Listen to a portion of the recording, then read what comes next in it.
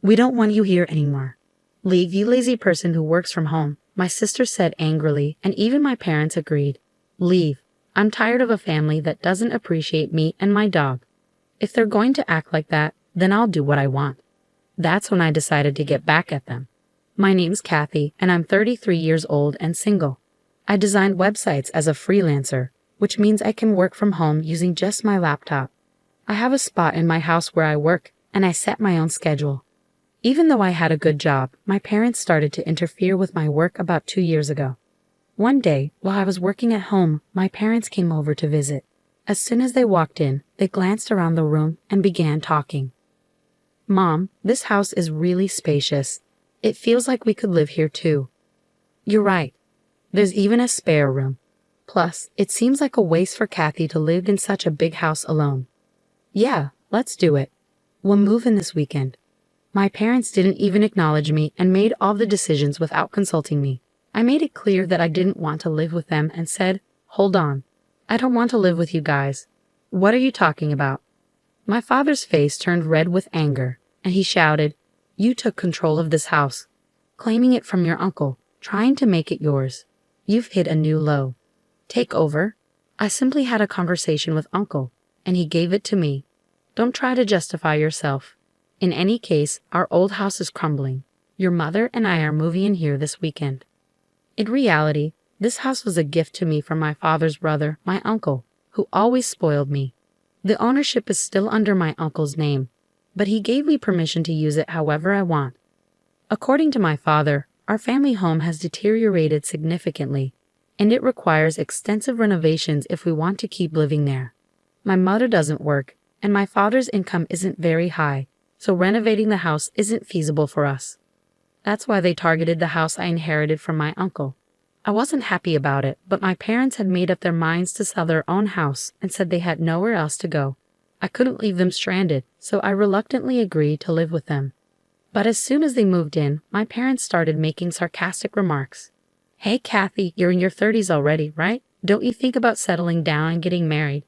I'm content with my job at the moment. If you keep saying things like that, you'll just push any potential suitors away. Why don't you take a cue from your sister?" Well, my sister's marriage isn't exactly perfect, is it? But for now, I'm okay with how things are. At that point, my mother, who had been listening, chimed in. "Hey, don't speak ill of your sister like that. Unlike you, she's married and has a job at a company you know. I may not be married, but I'm doing just fine with my work too. You're always glued to your computer. Are you earning money through some sketchy methods?" Sketchy methods? I earn my living through honest work. There's no need to be concerned. How dare you talk back to your mother? You're nothing like your sister. That's how it went. My parents kept comparing me to my sister. Yes, she has a job at a company, but she's only a temporary worker in an office position. I don't mean to belittle temp jobs, but I certainly make more money than she does. I understand that my parents' generation may not fully understand the idea of working from home, but it was still painful to constantly feel underestimated. Then, one day, while I was preparing dinner instead of my usually idle parents, the doorbell rang unexpectedly. To my surprise, it was my sister Sandy carrying a lot of luggage. "Huh? Sandy, what's happening?" "It's been a while." "Kathy, this might seem sudden, but I'll be staying in this house from now on." I was taken aback and blurted out, "Huh? What a big house. If Uncle was giving it to someone, it should have been me." "Wait, hold on. You're moving in starting today?" I had no idea about this. "Didn't Mom and Dad tell you? I got divorced, you know." "Divorced. So I'll be relying on you from now on." Ignoring my surprise, Sandy went upstairs and claimed an empty room for herself. Despite my attempts to resist, my parents sided with Sandy, and I felt powerless to stop it. From that point on, my stress only grew. After her divorce, Sandy had quit her job and spent her days gossiping about me with our mother. "Hey Mom, you think this dress is cute?" "Oh, absolutely, Sandy. You look so pretty. It suits you perfectly." "Do you agree? It's definitely not something Kathy would wear, right?" "Well, Kathy is more on the simple side. That's probably why she's having trouble finding a job. She just stays home and plays online." "Mom, you can't just say things like that." As I was cooking dinner, they purposely made sure I could hear their conversation. I was itching to respond, but I knew that would just play into their hands. So no matter what they said, I kept living without reacting. Then, one day, a friend of mine had a litter of 4 puppies and I decided to adopt one of them. I named him Muffin. He's a small black chihuahua with the most adorable round eyes. Whenever he looks at me, he wags his tail so hard it seems like it might fall off. Having a chihuahua has been a dream of mine since I was young. Working from home can get lonely, so I thought Muffin could provide some much-needed company. From now on, your name is Muffin. Okay. Woof. I didn't really consult with my family when I decided to adopt Muffin. After all, this is my house, and I'm the one who will be taking care of all the expenses for him. So I don't see why they should have any complaints. When I brought Muffin home, as expected, my parents and Sandy started complaining. Hey, we didn't know you were getting a dog. That's right. Dogs can be smelly, you know. I can't stand bad smells. Kathy, how could you just bring a dog home without talking to us first? We didn't agree to this. As they kept complaining, I firmly told them, firstly, I didn't just pick him up off the street. A friend gave him to me. Plus, I'm the one who's going to take care of all the expenses for Muffin, so there shouldn't be any problem. What I choose to have in my house is my business. If you have any complaints, you're welcome to leave. At first, they complained loudly, their faces red with anger. But within a few hours, they were completely won over by Muffin's cuteness and began showering him with affection. Aren't you just adorable? Are you mommy's boy or daddy's? Or maybe sis, look this way, sweetheart. Wait a minute, what happened to their anger from just a moment ago? Was it all just a dream? My entire family became completely enamored with Muffin. From then on, they were always doting on him. Because of this, their animosity toward me decreased, and I could enjoy relatively peaceful days. Then, one day, an incident shattered this calmness. While I was out running an errand, I got a call from my sister Sandy. Hello, come back home immediately. In response to my sister's sudden outburst, I asked what was wrong. She vented her frustration, yelling at me, "It's not what happened. Muffin made a mess on my clothes. What if they smell? Oh, just wash them quickly, and they'll be fine. Besides, isn't it your fault for leaving your clothes on the floor?" What? It's my fault? It's your lack of training, Muffin. That's to blame. Enough. Muffin is still a puppy, you know. If you take him out for a walk, he won't make a mess at home.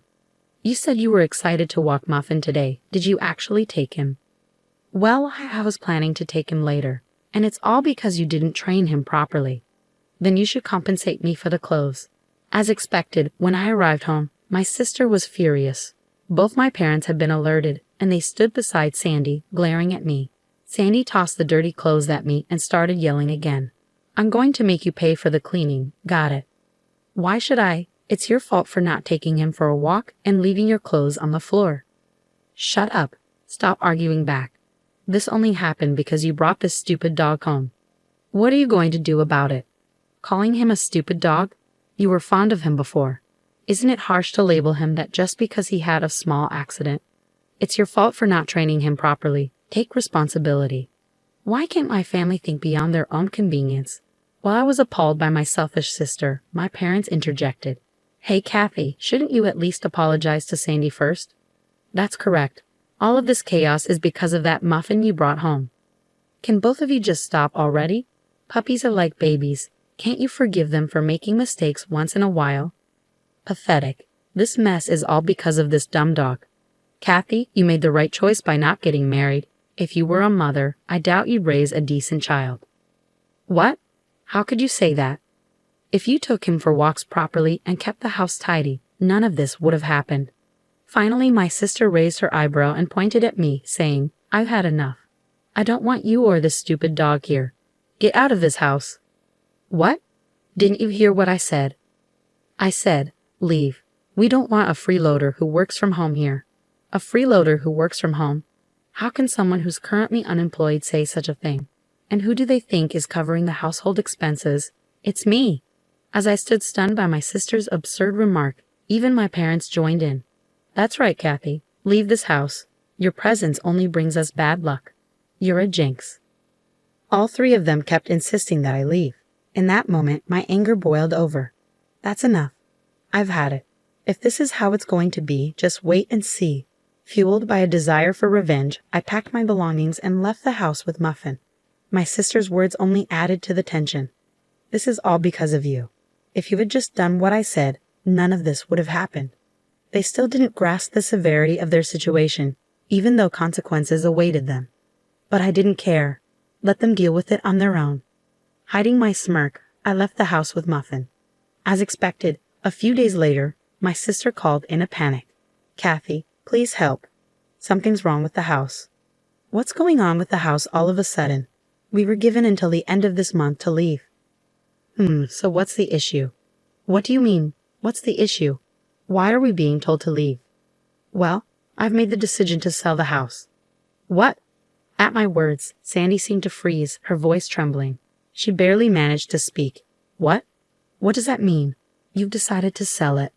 You don't have the authority." "Well, actually, I do. You see, that house became mine a month ago." "What?"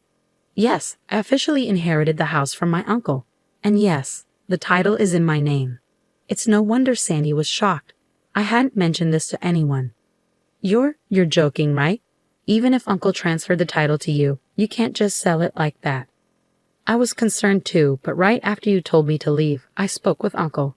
He confirmed that the house is now yours, Kathy. He said, "Do whatever you want.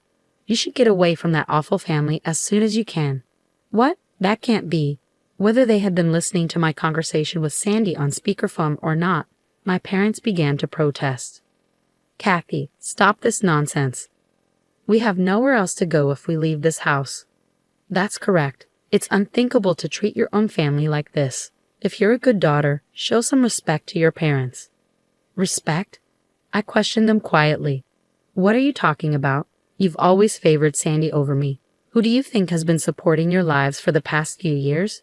You all had nowhere to go, so I reluctantly let you move in with me." With an unusually firm tone, my parents were left speechless. Without waiting for a response, I continued. "Who treated me and Muffin like burdens and kicked us out? It was all of you, wasn't it? Trying to find happiness by forcing out the original resident is shameless. You people belong in hell." At my outburst, my father pleaded, "Please help us. We're sorry." "I don't care. Figure it out on your own, you fools." With that, I hung up the phone with a loud click. Then I blocked every family member's contacts. Seeing me raise my voice, Muffin looked up at me with a worried bark. "I'm sorry, Muffin, for shouting. It's okay now. I'll protect you. I'm really glad I could rescue you from that family that treated you so poorly."